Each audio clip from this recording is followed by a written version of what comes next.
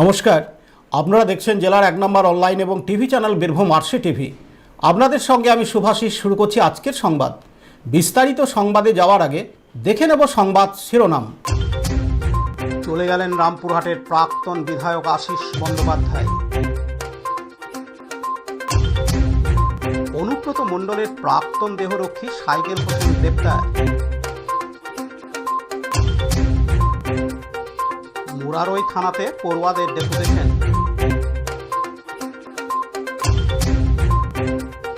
জনমতের চাপে রামপুরহাটে নেতাজি সুভাষ রোডের নাম অপরিবর্তিত। বোলপুরে তানিয়া ভকত পেলেন কন্যা রত্ন সংবর্ধনা। এবার সংবাদ বিস্তারিত। দীর্ঘদিনের বীরভূমের রাজনীতিতে ছন্দপতন ঘটে গেল আজ রবিবার 16 আগস্ট সকালে। রামপুরহাটের 5 নম্বর ওয়ার্ডের হাটতলা পাড়ায় তার বাড়ি সংলগ্ন দলীয় কার্যালয় থেকে 5 বারের রামপুরহাট বিধানসভার বিধায়ক ও বিধানসভার প্রাক্তন ডেপুটি স্পিকার ডক্টর আশিস বন্দ্যোপাধ্যায়ের দেহ উদ্ধার করে পুলিশ। ঘটনাস্থল থেকে একটি হাতে লেখা সুইসাইড নোট উদ্ধার হয়েছে বলে পুলিশ সূত্রে জানা গিয়েছে। ঘটনার পর পুলিশ দেহটি ময়নাতদন্তের জন্য রামপুরহাট মেডিকেল কলেজ হাসপাতালে পাঠিয়েছে। উদ্ধার হওয়া চিঠিটি সত্যি আশিস বন্দ্যোপাধ্যায় লেখা কিনা এবং তার মৃত্যুর প্রকৃত কারণ কি তা খতিয়ে দেখছে তদন্তকারী পুলিশ। দীর্ঘ 2.5 দশকের রাজনৈতিক অধ্যায় ডক্টর আশিস বন্দ্যোপাধ্যায় রামপুরহাটের রাজনীতিতে দীর্ঘদিনের পরিচিত মুখ ছিলেন। 2001 সাল থেকে 2026 সাল পর্যন্ত টানা 5 বার রামপুরহাট বিধানসভা কেন্দ্র থেকে তৃণমূল কংগ্রেসের বিধায়ক নির্বাচিত হন তিনি। 2026 সালের বিধানসভা নির্বাচনে বিজেপির প্রার্থী ধ্রুব সাহার কাছে পরাজিত হন তিনি কৃষি ও স্কুল শিক্ষা দপ্তরের মন্ত্রী হিসেবে দায়িত্ব পালন করেছেন। 2021 সাল থেকে 2026 সাল পর্যন্ত পশ্চিমবঙ্গ বিধানসভার ডেপুটি স্পিকার পদেও ছিলেন তিনি। অধ্যাপনা থেকে রাজনীতির ময়দানে নামেন তিনি। রাজনীতির পাশাপাশি দীর্ঘদিন শিক্ষা ক্ষেত্রের সঙ্গে যুক্ত ছিলেন আশিস বন্দ্যোপাধ্যায়। শিক্ষকতা ও রাজনীতির দুই ক্ষেত্রেই দীর্ঘ সময় কাজ করার কারণে রামপুরহাটে তার একটি স্বতন্ত্র পরিচিতি তৈরি হয়েছিল। তবে 2026-এর বিধানসভা নির্বাচনে ছন্দপতন ঘটে। 2026 সালের নির্বাচনের পর তাকে সক্রিয় রাজনীতিতে তুলনামূলকভাবে কম দেখা যাচ্ছিল। পরে জেলা তৃণমূলের সাংগঠনিক কয়েকটি দায়িত্ব থেকেও সরে দাঁড়ানোর কথা ঘোষণা করেন। ইতিমধ্যেই উদ্ধারকৃত চিঠি নিয়ে নানা প্রশ্ন দেখা দিয়েছে।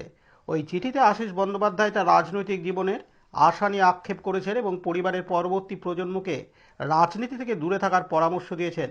নিজের বিরুদ্ধে ওঠা দুর্নীতির অভিযোগও তিনি অস্বীকার করেছেন।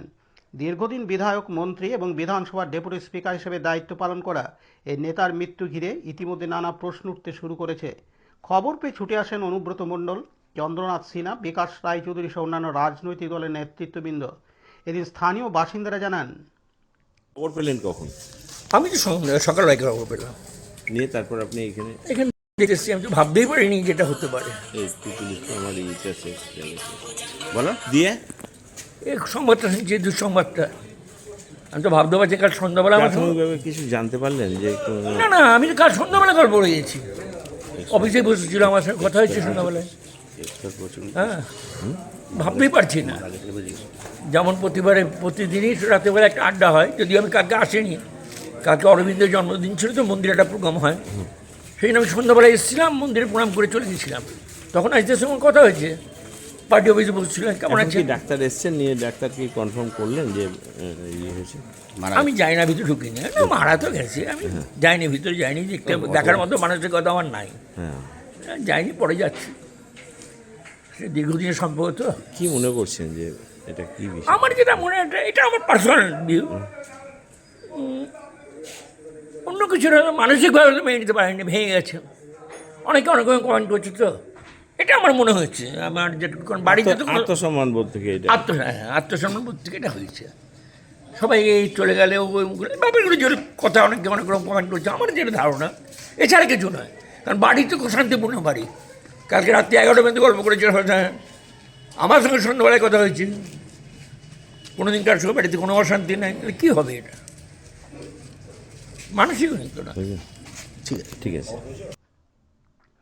রামপুরহাট থেকে শেখ রিয়াজউদ্দিনের রিপোর্ট, বীরভূম আরসি টিভি। গতকাল শনিবার 15ই আগস্ট থেকে বীরভূম পুলিশ দীর্ঘ তল্লাশি অভিযানে সাইকেলের বোলপুরে তার বাড়ি থেকে উদ্ধার হয়েছে বেশ কিছু জমির দলিল, সোনার গয়না ও নগদ টাকা। উদ্ধার হওয়া সম্পত্তির নথি ও সাইকেলের আর্থিক যোগসূত্র খতিয়ে দেখছে পুলিশ প্রশাসন। সাইকেলকে সিউড়িতে নিয়ে যাওয়া হয়েছে। আজ রবিবার 16ই আগস্ট স্পেশাল কোর্টে সিউড়ি সদর আদালতে তোলা হয়।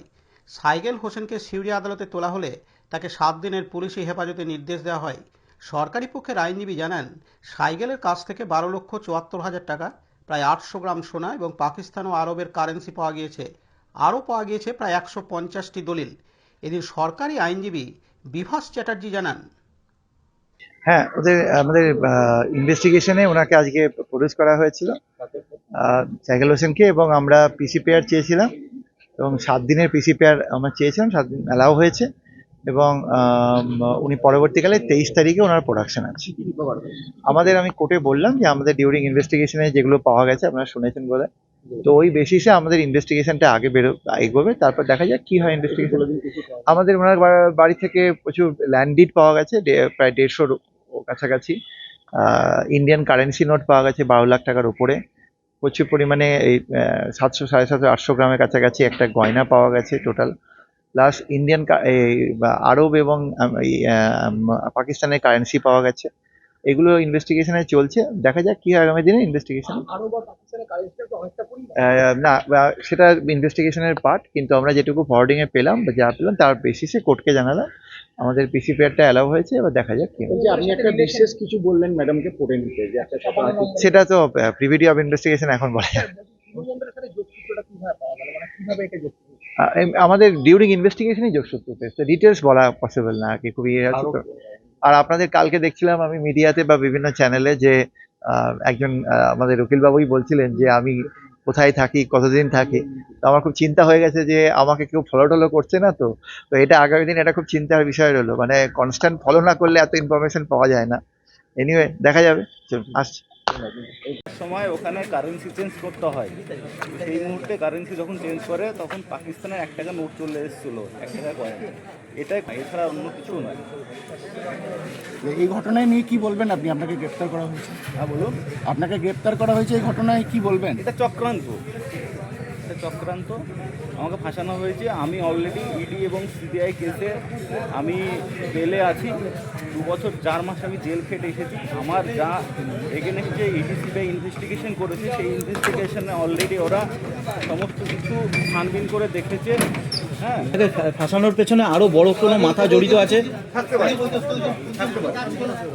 পারে, তবে আমি এই কারবারের সঙ্গে যুক্ত নই। ঠিক আছে, আমি এই কারবারের সঙ্গে যুক্ত নই। আমি সিম্পল লাইফ লিড করি। ঠিক আছে, আমি 2 বছর 4 মাস জেল খেটে আসার পরে আমি সিম্পল লাইফ লিড করি। নিজের পরিবার এবং মা এবং স্ত্রী মেয়ে নিয়ে আমি থাকি। ঠিক আছে, এবার যেটা হলো আমার সঙ্গে বাজে জিনিস হলো 1 টাকা কয়েন, 1 টাকা কয়েন, 1 টাকা কয়েন। বোলপুর থেকে কাজী আমিরুল ইসলাম ও সিউড়ি থেকে পার্থ দাসের report, Birbhum RC TV. Dubrajpur Shri Shri Ramakrishna Ashram পরিচালিত অভেদানন্দ সেবামঙ্গল হাসপাতাল বীরভূম জেলার বুকে একটি অন্যতম সেরা চক্ষু হাসপাতাল। এখানে প্রত্যেক দিন স্বল্প মূল্যে অত্যাধুনিক যন্ত্রপাতির সাহায্যে অভিজ্ঞ চক্ষু বিশেষজ্ঞের দ্বারা চক্ষু পরীক্ষা ও চক্ষু ছানি অপারেশন, ফেকো মাইক্রো সার্জারি করা হয়। এছাড়াও এই হাসপাতালে অতি স্বল্প মূল্যে যাবতীয় পরীক্ষা নিরীক্ষা, যেমন রক্তের সমস্ত রকম পরীক্ষা, ইসিজি, ইউএসজি, থাইরয়েড পরীক্ষা করা হয়। এখানে অতি স্বল্প মূল্যে চশমাও তৈরি করা হয়। এছাড়াও এখানে প্রত্যেক দিন বিনামূল্যে অন্যান্য রোগেরও চিকিৎসা করা হয়। আমাদের আদর্শ শিব ক্যানে চিপ সেবা। যোগাযোগের নম্বর 9382571046 অথবা 9564554959। নমস্কার। দুবরাজপুর শ্রী শ্রী রামকৃষ্ণ আশ্রম পরিচালিত অভেদানন্দ সেবামঙ্গল হাসপাতাল, শ্রী ঠাকুর সত্তরের প্রতিষ্ঠিত এই হাসপাতাল 1966 সাল থেকে এখানে এলাকার দুস্থ গরিব মানুষের যাবতীয় চিকিৎসা পরিষেবা, চোখের যাবতীয় চিকিৎসা এখানে বিনামূল্যে হয়। প্রত্যেক সপ্তাহের রবিবার এবং বৃহস্পতিবার বিনামূল্যে আমাদের চোখের ছানি অপারেশন করানো হয়, ফেকো মাইক্রো সার্জারি করানো হয়। এছাড়াও আমাদের হাসপাতালে অন্যান্য রোগের চিকিৎসা, সাধারণ রোগের চিকিৎসা, গাইনো, স্কিন, এবং দাঁতের চিকিৎসাও এখানে করা হয়, ডাক্তারবাবুরা আসেন এখানে। এছাড়াও বর্তমান আমাদের যে আধুনিক যে ল্যাবরেটরি, সেই প্যাথোলজি সেন্টারে আমাদের যাবতীয় রক্তের পরীক্ষা সমস্ত রকমের রক্তের পরীক্ষা নিরীক্ষা, ইউএসজি, এক্স রে, ইসিজি সমস্ত কিছু করা হয়। আমি সাধারণ মানুষের কাছে আমি অনুরোধ করব, আবেদন করব, আপনারা আসুন, আমাদের এই চিকিৎসা পরিষেবা গ্রহণ করুন এবং আপনারা সুস্থ থাকুন, এই আমাদের প্রার্থনা। আপনাদের সুস্থ স্বাভাবিক জীবন আমরা প্রার্থনা করছি, সবাই সুস্থ থাকবেন। এবং আমাদের আরেকটি আবেদন আপনাদের কাছে, আমাদের অন্য কোনো ব্রাঞ্চ নেই, আমাদের একটাই ব্রাঞ্চ, অভেদানন্দ সেবামঙ্গল হাসপাতাল, দুর্গাপুর ব্লকের সামনে, এটি আমাদের একমাত্র ব্রাঞ্চ। নমস্কার। নেতাজি সুভাষচন্দ্র বসুকে সাংসদে দাঁড়িয়ে এক বিজেপি নেতার কুরুচিকর মন্তব্যের জেরে বীরভূম জেলার মুরারই থানাতে ডেপুটেশন প্রদান করা হয় ছাত্রছাত্রীদের তরফ থেকে আজ রবিবার 16ই আগস্ট। পড়ুয়াদের দাবি, কেন আমাদের বাংলার বীর সন্তানকে অপমান করা হচ্ছে, লাঞ্ছনা করা হচ্ছে বা কুরুচিকর কথাবার্তা বলা হচ্ছে, আমরা তা মানব না। আমরা বাঙালি হিসেবে গর্বিত যে নেতাজির মতো একজন দেশনায়ক আমরা পেয়েছিলাম, আর তার বিরুদ্ধে ওঠা মন্তব্যকে আমরা কখনোই মানব না। তারই প্রতিবাদে আজ মুরারই থানায় একটি লিখিত অভিযোগ জানানো হয় ওই বিজেপি নেতার বিরুদ্ধে। তাছাড়াও নিট পরীক্ষায় যেভাবে প্রশ্নপত্র ফাঁস হচ্ছে এবং ছাত্রছাত্রীদের উপর কেন্দ্রীয় সরকার যেভাবে অত্যাচার করছে তার প্রতিবাদে আমাদের এই ডেপুটেশন। এদিন ছাত্র আন্দোলনের অন্যতম নেতা তথা কলকাতা বিশ্ববিদ্যালয়ের আইনের ছাত্র আশিক ইকবাল জানান, পুরো বাংলা জুড়ে আমরা দেখতে পাচ্ছি আমাদের বাংলার বীর নেতাজি সুভাষচন্দ্র বোসকে যেভাবে অপমান করা হচ্ছে, যেভাবে লাঞ্ছনা করা হচ্ছে, এবং ওনার মূর্তি আর যেখানে যেখানে নেতাজি সুভাষচন্দ্র বোসের রোড আছে, বিভিন্ন নেতা গিয়ে, বিভিন্ন ব্যক্তি গিয়ে সেখানে ওনাকে অপমান করছেন। এই অপমান আমরা মানতে পারছি না বাঙালি হয়ে। সেই জন্য আমাদের একটা ডেপুটেশন জমা করার একটা প্রতিক্রিয়া ছিল, সেই প্রতিক্রিয়া আমরা সম্পূর্ণ করলাম। পাশাপাশি পুরো ভারতবর্ষ জুড়ে যেভাবে ছাত্র ও যুবদের ওপরে আক্রমণ করা হচ্ছে এবং বিভিন্ন নিট পেপার লিক দুর্নীতি, এসএসসি জিডি দুর্নীতি, এরকম বিভিন্ন দুর্নীতি আমরা দেখতে পাচ্ছি।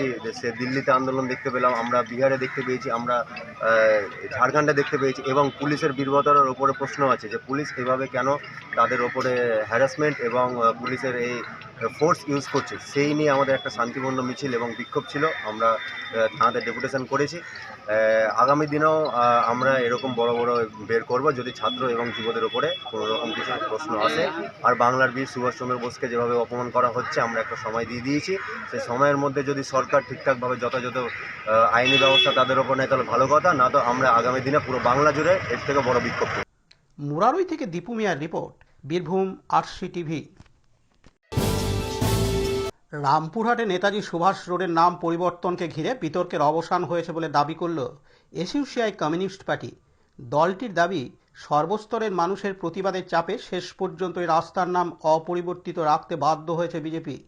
এসইউসিআই কমিউনিস্ট পার্টির বীরভূম জেলা কমিটির সম্পাদক মদন ঘটক এক বিবৃতিতে বলেন, জনমতের চাপে অবশেষে রামপুরহাটে নেতাজি সুভাষ রোড নামাঙ্কিত রাস্তার নাম অপরিবর্তিত রাখতে বাধ্য হলো।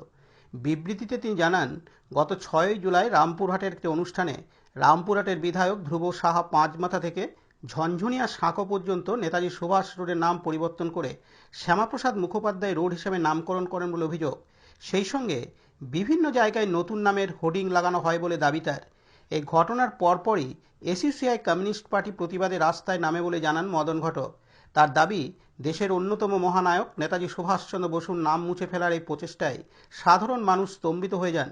নেতাজি অনুরাগী সর্বস্তরের মানুষকে প্রতিবাদে এগিয়ে আসার আহ্বান জানানো হয়।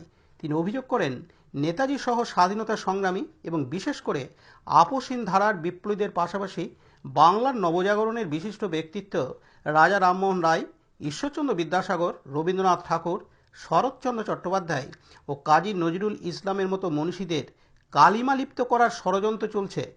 এর বিরুদ্ধে সর্বস্তরের মানুষকে ঐক্যবদ্ধভাবে প্রতিবাদে সোচ্চার হওয়ার আহ্বান জানান তিনি। এদিন তিনি আরও জানান, গত 6ই জুলাই রামপুরহাটে বিধায়ক পাঁচমাথা থেকে ঝনঝনে সাঁকো পর্যন্ত নেতাজি সুভাষ রোড নামাঙ্কিত রাস্তাটির নাম পরিবর্তন করে শ্যামাপ্রসাদ মুখার্জি রোড হিসাবে অভিহিত করেন এবং সেই মর্মে বিভিন্ন জায়গায় কিছু হোর্ডিং তারা স্থাপন করেন।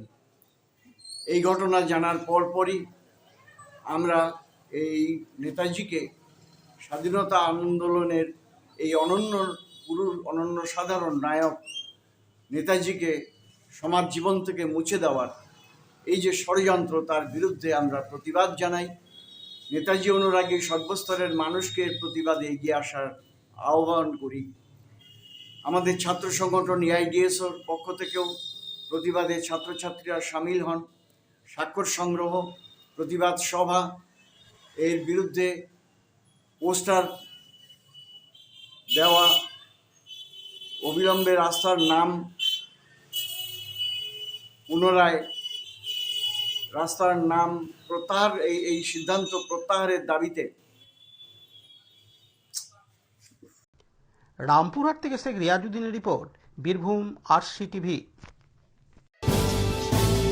বোলপুর উচ্চ বালিকা বিদ্যালয়ের একাদশ শ্রেণীর ছাত্রী তানিয়া ভকত মার্শাল আর্টে রাজ্য জাতীয় স্তরের প্রতিযোগিতায় স্বর্ণপদক অর্জন করে বোলপুরের মুখ উজ্জ্বল করেছেন। তার এই অসামান্য সাফল্যের জন্য কলকাতার ধনধান্য অডিটোরিয়ামে তাকে কন্যা রত্ন সংবর্ধনা প্রদান করা হয়। স্কুল গেম ফেডারেশন অব ইন্ডিয়ার উদ্যোগে আয়োজিত এই অনুষ্ঠান কন্যা রত্নদের সম্মানিত করা হয়। বোলপুরের মকরমপুরের বাসিন্দা তানিয়া ভকত ছোটবেলা থেকেই মার্শাল আর্টের প্রতি আগ্রহী। কঠোর পরিশ্রম, অনুশীলন এবং পরিবারের অনুপ্রেরণায় তিনি ইতিমধ্যে একাধিক পুরস্কার অর্জন করেছেন। তানিয়ার কথাই, আজকের এই সাফল্যের পেছনে তার বাবা মায়ের অনুপ্রেরণা ও সহযোগিতা অত্যন্ত গুরুত্বপূর্ণ। তাই এই সাফল্যের জন্য তিনি বাবা মায়ের কাছে চিরকৃতজ্ঞ। তানিয়ার এই কৃতিত্বকে সম্মান জানিয়ে বেঙ্গল এক্স সার্ভিসম্যান অ্যাসোসিয়েশনের পক্ষ থেকে একটি ছোট্ট সংবর্ধনা অনুষ্ঠানের আয়োজন করা হয়। সেখানে তাকে উত্তরীয়, পুষ্পস্তবক ও মেডেল দিয়ে সম্মানিত করা হয়। তানিয়ার এই সাফল্যে গর্বিত বোলপুরবাসী। তার আগামী দিনের পথ চলা আরও সাফল্যমণ্ডিত হোক, এই শুভ কামনা জানিয়েছেন সকলেই। এদিন তানিয়া ভকত জানান, ব্র্যান্ড অ্যাম্বাসেডর কি বলবে? আপাতত আমি নিজে একটা বলতে চাইছি যে আমার এতটা অ্যাচিভমেন্ট যেটা, ওটার জন্য আমি মা বাবা এবং কোচকে খুব অনেক বেশি কৃতজ্ঞতা জানাতে চাইছি। এবং একটা রিকোয়েস্ট জানাচ্ছি আমাদের প্যারেন্টসদের কাছে যে নিজেদের ছেলে মেয়েদের যদি স্পোর্টসে কোনো ইন্টারেস্ট থাকে তো নিশ্চয়ই ওনাদেরকে একটু এফোর্ট অ্যান্ড ইন্টারেস্ট দিয়ে প্র্যাকটিস করান, যেন উনি আমাদের চেয়েও ভালো করতে পারেন। আর আমি জানি একটু ইন্টারেস্ট আর এফোর্ট দিলে আমার চেয়েও ভালো করতে পারবে। আমি চেষ্টা করবো যেন আমি আরও একটু এগোই। আর আমার যে বক্তৃতা শুনছি যারা, ওদেরকে আমি নিজের মন থেকে কৃতজ্ঞতা জানাই এবং ধন্যবাদ জানাই। তুমি কেন এই লাইনে এলে? আমি এই লাইনে এসেছি আমার ছোটো থেকে। আমার বাবা প্রথম টাইকোয়ান্ডো করতেন, তো ওনার কাছ থেকে একটু মাথায় এসে আমার বাবা যেহেতু করতে পারেনি, তাই আমি নিজে একটু এফোর্ট এলো যে হ্যাঁ আমাকে করতে হবে কিছু। আমার বাড়ির লোকের খুব সাপোর্ট ছিল, আমার বাবা নিজে প্র্যাকটিস করাতেন আমাকে, তাই জন্য আমার একটু মনে হলো যে আমি পারবো। তো ছোটো থেকে আমি প্র্যাকটিস করছি আমাদের স্যারের কাছে। সব থেকে তোমাকে কে সহযোগিতা বেশি করেছে? আমার মা বাবা। তাদের উদ্দেশ্যে কি বলবে? তাদের উদ্দেশ্যে এটাই বলবো যে ওনারা না থাকলে আমি হয়তো এতটা পারতাম না কিছু করতে, কারণ ওরা আমাকে সব দিক দিয়ে সাপোর্ট করতেন। অর্থনৈতিক থেকে আমাকে মেন্টালি যে প্রিপেয়ার করা সব আমার বাড়ির লোক করতেন। আগামী দিনে কি চিন্তা ভাবনা? আমার এখন চেষ্টা রয়েছে যে আমি ইন্ডিয়াকে রিপ্রেজেন্ট করি ইন্টারন্যাশনালি। আমার এটা আপাতত ড্রিম রয়েছে যেটা আমার। কেমন লাগছে এখন তোমার, কিরকম অনুভূতি? এই যে তোমাকে সম্মান জানাচ্ছে বিভিন্ন জায়গা থেকে, তোমাকে সম্মান জানানো হয়েছে এবং আগামী দিনে আরো জানাবে, এটা কেমন লাগছে তোমাকে, তোমার কাছে? সত্যি বলছি, এই অ্যাচিভমেন্টে আমার নিজের অতিরিক্ত ভালো লাগছে, কারণ আমি ছোটো থেকে টাইকোয়ান্ডো আর উশু করছি। সো আমার মনে হচ্ছে আমি এখন গিয়ে আমি কিছু করতে পেরেছি। এত জায়গা আমাকে যে বোঝানো হচ্ছে, জায়গাতে আমাকে সম্মানিত করা হচ্ছে, আমার বাড়ির লোকের আমার খুব আনন্দিত হয়েছে। বড় জায়গা থেকে সম্মান নিয়ে এলে, সেটা কেমন অনুভূতি তোমার? আমি প্রথমে তো জানতাম না যে আমাকে নিয়ে যাওয়া হবে এরকম, আমাকে বলা হলো, আমি তখন জানতে পারলাম। দেন আমি ওখানে গিয়ে আমি প্রথমে নার্ভাস ছিলাম, যেহেতু আজ অব্দি এত বড় জায়গায় যাইনি। তো যখন গেলাম ওখানে পেলাম, আমি বুঝতে পারলাম যে কার হাত থেকে সম্মান নিলে তুমি? আমি আমাদের মুখ্যমন্ত্রীর কাছ থেকে সম্মানিত হয়েছি। কে মুখ্যমন্ত্রী? কে?